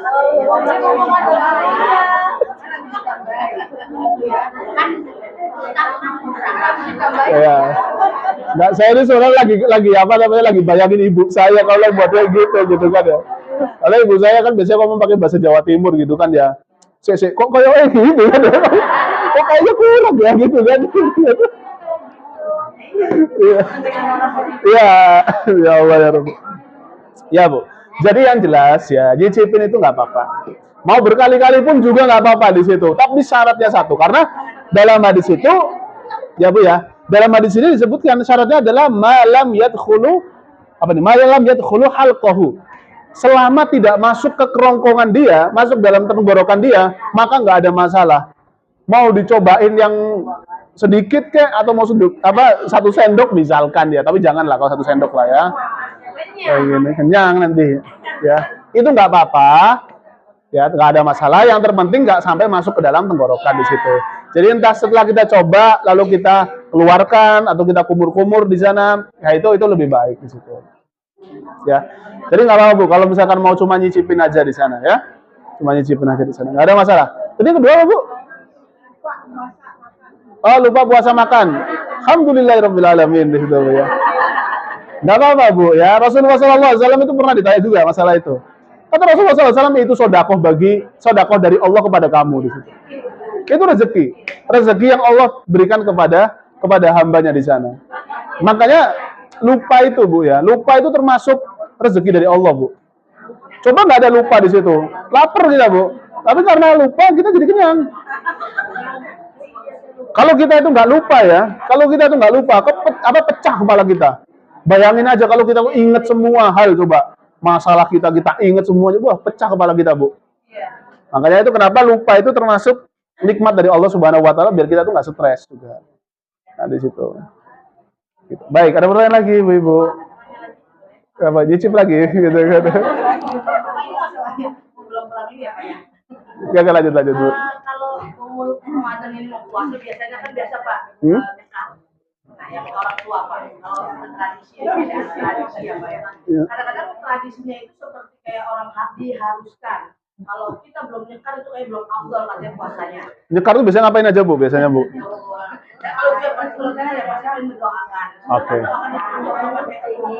Ya. Selalu pakai tahu keluarga dari orang tua. Tapi yang saya orang Jawa adatnya seperti itu. Iya. Nggak mau orang tua harus nyekar lah, walaupun sebentar pasti nyekar. Mau puasa dan lebaran. Iya. Terus kayak gitu. Kayak gimana? Walaupun saya udah bilang keluarga saya itu nggak terlalu penting dan nggak masalah kita nggak nyekar. Baik. Pertama gini Bu ya, bisa diedukasi gini. Bisa diedukasi bahwa selama syariat ya tidak diniatkan khusus, maksudnya mengatakan bahwa nyekar itu termasuk daripada syariat khusus Bu. Ya. Karena misalkan gini, ya, misalkan gini Bu ya. Kalau misal ini prinsip Bu ya, ini saya ajarkan tentang prinsip berkaitan dengan hal-hal yang terkadang kita nggak temuin di zaman Rasulullah. Saya kalau misalkan di zaman Rasulullah itu pernah nggak orang mau umroh itu buat walimatus safar?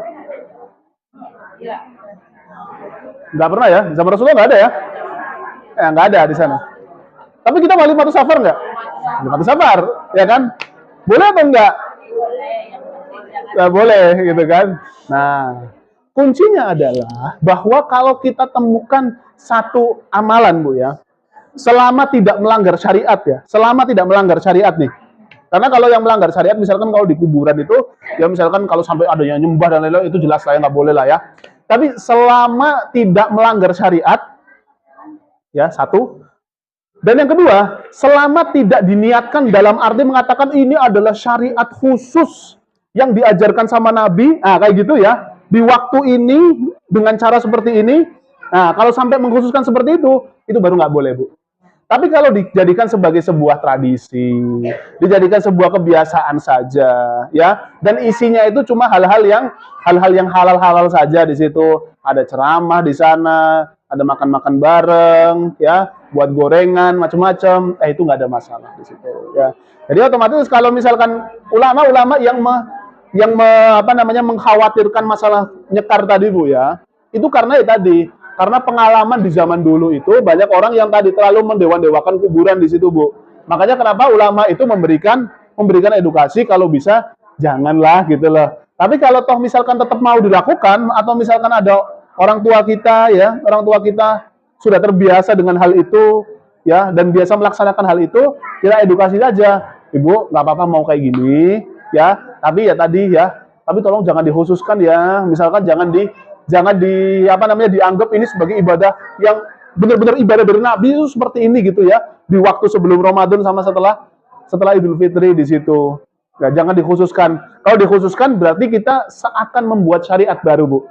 Tapi kalau misalkan kita tidak mengkhususkan, hanya sebagai kebiasaan saja, misalkan kita salam-salaman pada saat Idul Fitri atau misalkan kita apalagi itu ya bagi-bagi duit ya waktu Idul Fitri gitu kan. Ya, kalau misalkan kita niatkan itu hanya sekedar sebagai sebuah tradisi dan kita niatkan sebagai sebuah ya udahlah ini adalah kebiasaan sajalah dalam kehidupan, maka nggak ada masalah. Selama tidak mengkhususkan itu aja. Poinnya itu dikhususkan itu aja, Bu. Dikhususkan dan mengatakan ini syariat dari Nabi. Udah. Kalau itu udah nggak ada, alhamdulillah, udah aman. Tapi kalau misalkan dianggap poin ini sebagai khusus dari Nabi, nah ini yang memang kadang butuh dalil di sana, ya. Butuh dalil di sana. Tapi kalau misalkan jangan mengkhususkan hanya sebagai kebiasaan saja, nggak ada masalah di situ, Bu, ya. Lakukan saja. Seperti itu. Wallahu ta'ala. Jadi nggak apa-apa ya, mau walimatus safar atau mau seperti itu atau apa, itu nggak ada masalah. Selama ada syarat-syaratnya terpenuhi tadi. Ada pertanyaan lagi, Ibu-ibu? Boleh. Sebentar, Bu, ya, sabar, Bu, ya. Silakan, Ibu. Silakan. Ini di antara keluarga anak jauh sih, ada orang ya begitulah pokoknya ceritanya begitu. Tapi dia tuh berpesan begini, kalau saya sampai wafat, jangan saya dikabuli dengan bunga. Kalau mau kabulin saya, kasih uang recehan aja. Soalnya kalau dikasih uang recehan itu, nanti kan ada yang bersih. Jadi bisa dimanfaatkan apa gitu kan, itu punya di mana gitu. Iya. Iya.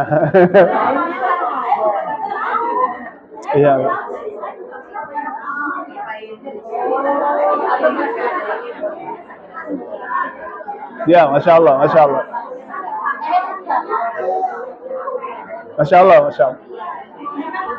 Ya, pertama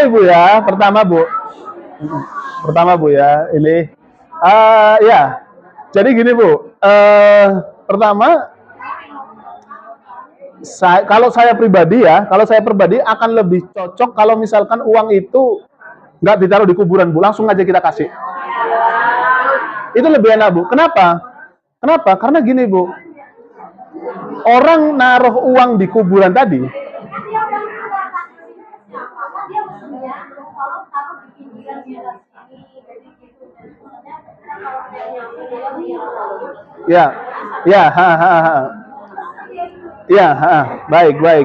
baik. Kalau misalkan seperti itu, Bu, ya. Mau terpaksa seperti itu, Bu, ya. Gini. Jadi, sebentar, Bu, ya. Ini sering kejadian soalnya, Bu. Ya, jadi gini, Bu. Soalnya gini, kita, Bu, ya, pesan itu harus memiliki sebuah tujuan, Bu. Ya, pesan itu harus memiliki sebuah tujuan. Makanya kenapa dalam syariat itu ada yang disebut sebagai maqasidus syariah.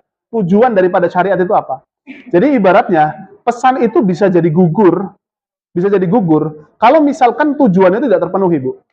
Karena gini, kalau misalkan kita naruh uang itu di kuburan, ya Bu, ya. Oke, kita menjalankan pesan.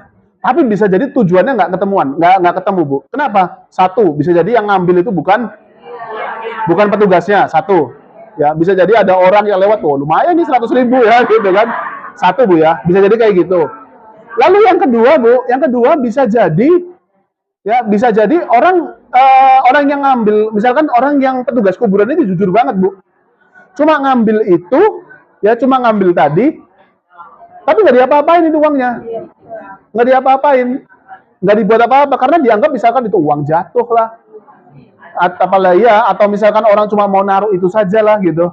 Nah, jadi otomatis nanti pesannya tujuannya itu nggak kena, Bu, di situ. Kalau toh misalkan Ibu ya, kita mau nggak enak gitu ya, itu adalah sebuah pesan gitu ya. Kita mau taruh di sana, maka satu alternatif yang bisa kita lakukan, ngomong sama petugas kuburannya. Saya tadi naruh uang di sana. Khusus gitu ya. Ya, kalau toh misalkan mau ditaruh gitu, bilang aja gitu kan ya. Bilang saja itu uang buat Bapak ya. Itu uang buat Bapak, saya taruh itu karena amanah saja. Bukan karena apa-apa. Karena ya, tapi sekali lagi memang ya lebih enak langsung dikasih sih, Bu, sebetulnya. Itu lebih nyaman lah sebetulnya ya. Kalau saya pribadi sebetulnya, Bu, kalau saya sebenarnya lebih cocok untuk tadi. Lebih cocok itu adalah untuk langsung kasih, Bu, daripada taruh di sana. Karena khawatir itu ada beberapa kekhawatiran sih, Bu. Sebenarnya efeknya itu bukan persoalan kita saja. Efeknya itu tadi ya bisa jadi bukan orang lain yang ngambil. Orang lain yang ngambil. Yang kedua bisa jadi petugasnya ngambil lalu nggak diapa-apain itu uangnya. Padahal amanahnya untuk dia. Berarti kalau misalkan itu diambil untuk dia dan dia itu diambil dan ternyata dia itu nggak digunakan untuk dirinya, artinya amanah kita belum selesai di situ, Bu. Karena belum sampai di situ. Kedua. Terus yang ketiga, itu justru akan kekhawatiran saya, Bu ya. Kekhawatiran saya justru mengedukasi orang lain akan melakukan hal itu, Bu. Ya, mengedukasi orang lain akan melakukan hal itu, akhirnya ya tadi, hal-hal yang tidak diinginkan justru malah bertambah di situ. Makanya mungkinnya kalau misalkan kalau sudah memang terlanjur, ya sudah nggak ada masalah di sana ya. Kalau misalkan ada ganjilan dalam hati, minta ampun sama Allah Subhanahu wa taala. Nanti untuk kedepannya, misalkan ibu-ibu punya amanah seperti itu ya, udah langsung kasih aja ke petugas kuburannya di situ. Itu akan lebih bagus dan akan lebih nyaman dan lebih mudah diterima oleh hati, dan petugas kuburannya lebih senang gitu, Bu ya. Seperti itu, Bu ya. Allah taala alam. Baik, satu lagi, Bu ya. Silakan. Tadi apa, Bu? Apanya?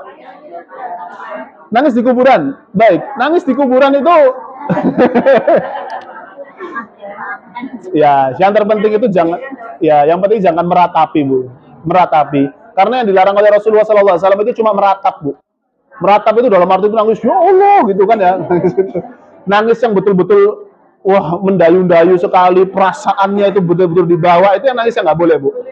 Guling-guling di situ, Bu ya. Iya, misalkan tanah kuburan dicakar-cakar gitu. Nah, kalau misalkan menangis, nangis Bombay gitu, nggak boleh lah ya. Kalau nangis Bombay itu apa, Bu?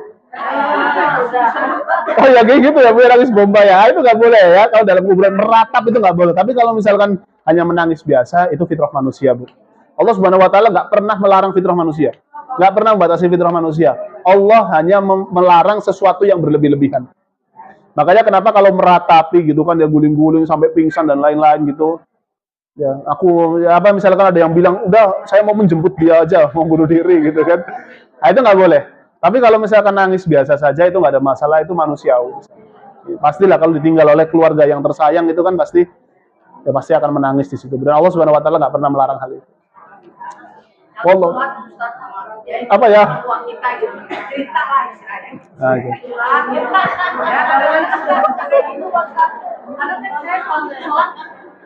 Sholatnya sama Allah, kadang-kadang pas lagi pas bulan gitu.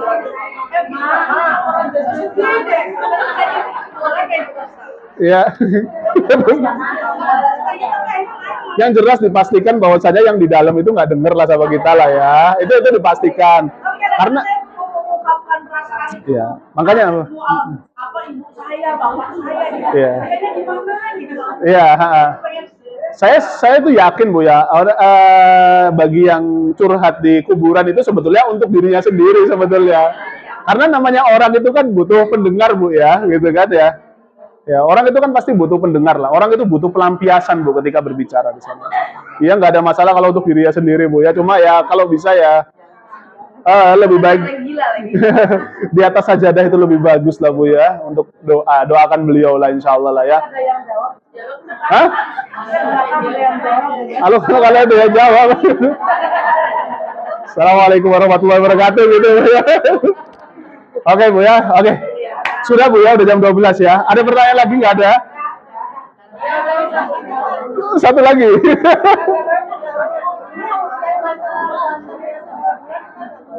Ya. Ya, diperbarui niatnya.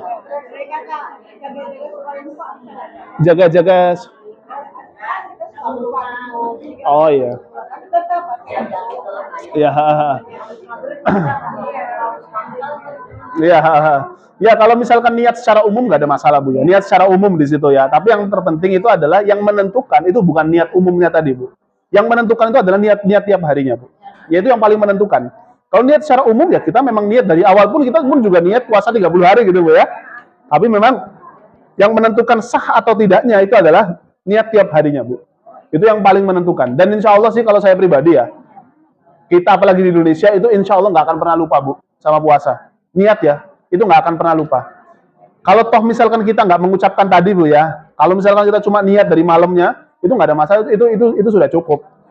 Iya, sudah dalam hati itu sudah sangat cukup lah. Karena inti daripada niat itu adalah dalam hati. Ucapan itu kalau misalkan kita was-was saja. Sudah Ibu-ibu, alhamdulillah. Memang kalau bahas fikih itu kayak gitu Bu, banyak yang mau kita bahas itu ya. Baik, macam-macam ya. Alhamdulillahirabbil alamin. Mulai dari yang nyicipin sampai ada yang bisikin gitu ya. Jadi paham, alhamdulillah. Baik, kita tutup dengan bacaan kafaratul majlis. Subhanakallahumma wa bihamdika asyhadu an la ilaha illa anta astaghfiruka wa atubu ilaik. Terima kasih. Assalamualaikum warahmatullahi wabarakatuh.